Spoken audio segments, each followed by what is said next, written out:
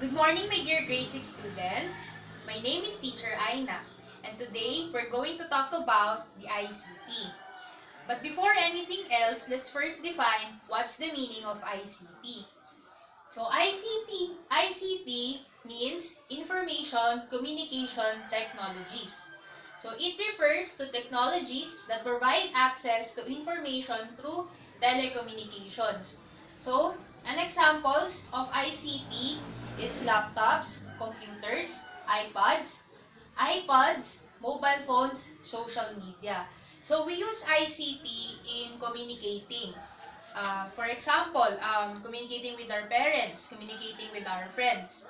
So, it is a helpful tool in for us to communicate. And ICT helps us to gather for information in the internet. So, usage, source of information. So, like what I have said earlier, ICT is helps us to gather information from different sources. So, using ICT devices, we can get access from the internet. So, internet has a vast of informations and resources.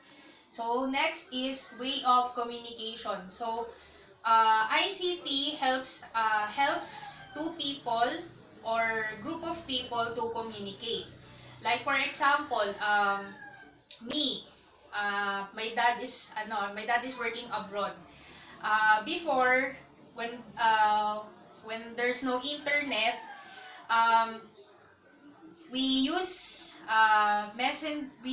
letters to communicate with each other. But now that there's an internet, we are in the digital era, where it's easy for us to communicate with each other because there's apps like Messenger, WhatsApp, and many more. So next is serve as a guide. So for example, we want to what do you call this? We want to create a recipe. Like for example, dalgona coffee. So how internet or ICT helps us to know the different steps in creating the dalgona coffee.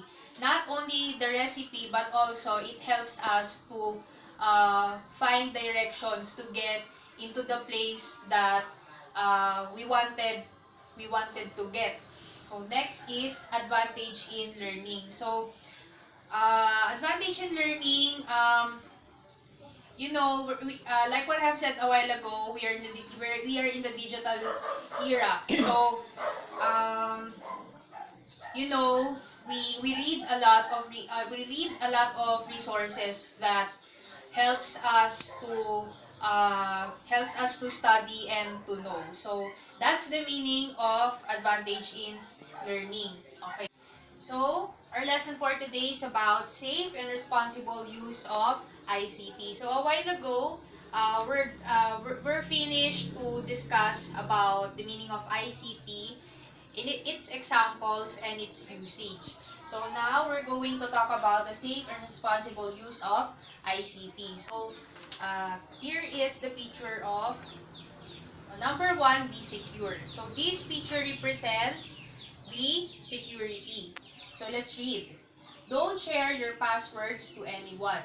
Always log out and log off your account. So it's important that when you use your account, for example, you open your account in your cell phone. So it's important that you log it out after you have used it, so that when someone borrows your phone, you're safe from hacking.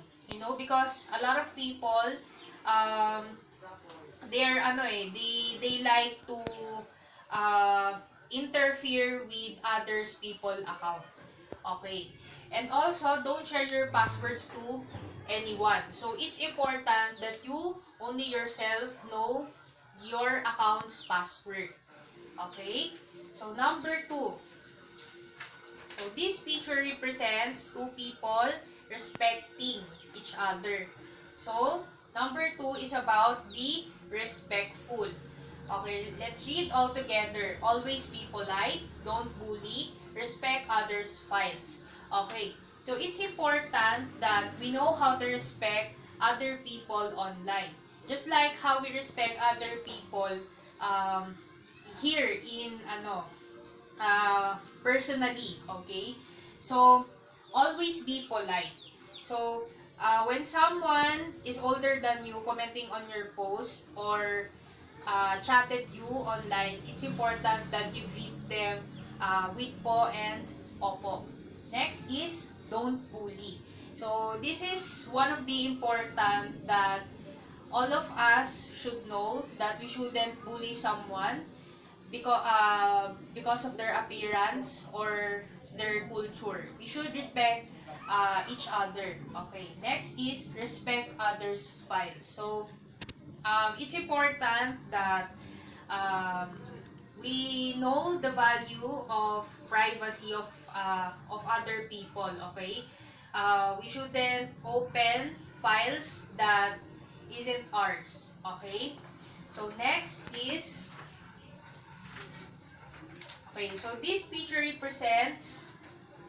ah, this picture represents safety first. So number 3 is about be safe.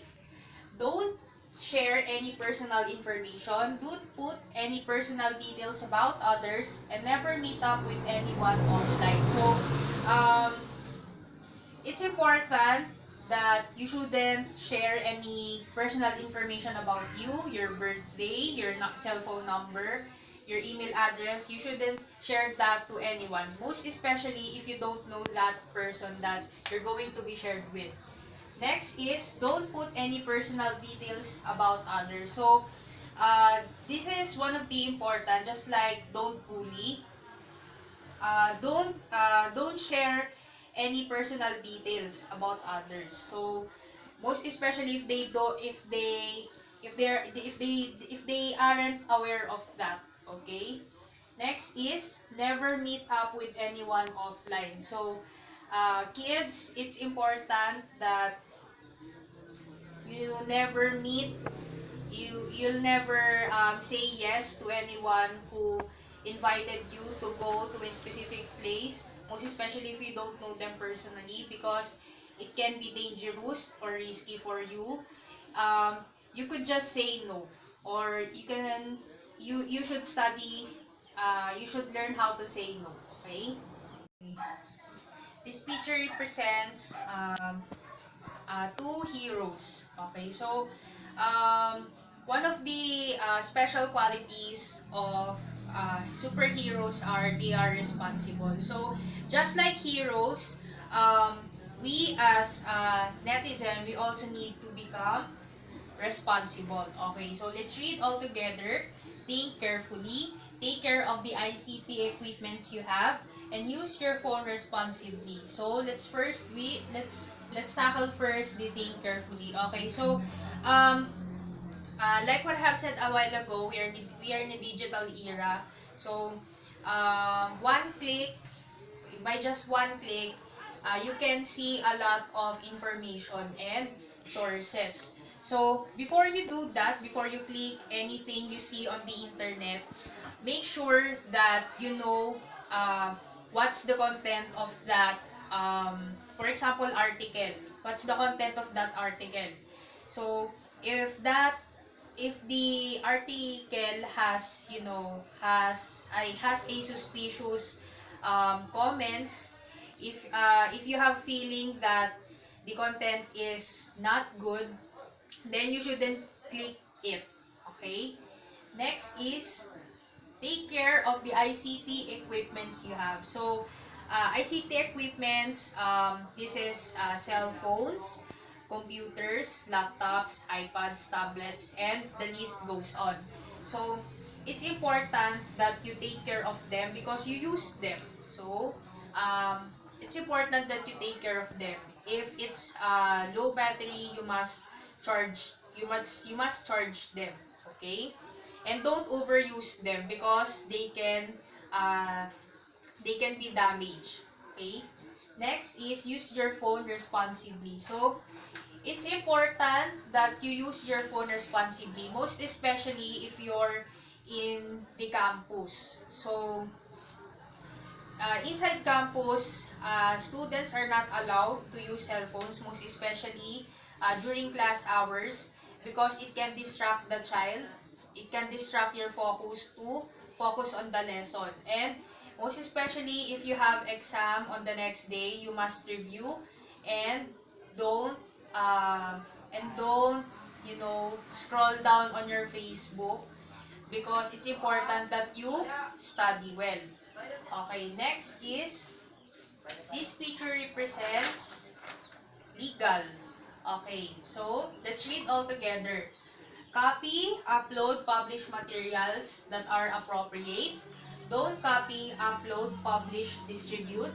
Clear browsing history for safety.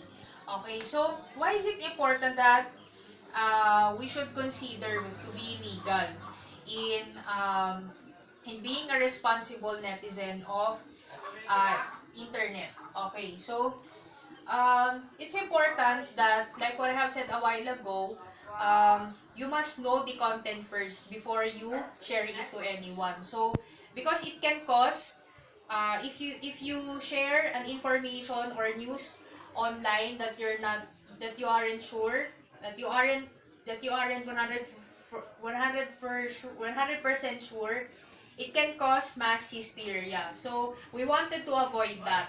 So it's important that you read first the article before you share it to anyone. Or if you have heard a news about something, you must know every detail of it, if it's accurate or not. So before you upload it, okay? Next is, don't copy, upload, publish, distribute. So it's important that if you don't if the content is not copyright free, don't copy. Okay? Because some of the students nowadays, when they have assignment, they just copy everything. They neglect the copyright. Okay? So, you shouldn't do copy-paste anymore. Okay? Next is clear browsing history for safety. So, um, it's important that you clear your browsing history um, for your safety, okay? Because other people can use that to manipulate you or use your information, can access your information. Okay, so let's have our recap. So, let's have our recap. Let's first, again, define the meaning of ICT. So, ICT meaning Information Communication Technologies. So, its examples are laptops, computers, iPods, mobile phones, social media. So, its usage, source of information, way of communication, serve as a guide, and advantage in learning. So, for your activity, you're going to make a short essay containing 200 words about a responsible netizen. So, for your prompt, you're going to read and answer page 39 to 40, A to D. That's all. Thank you.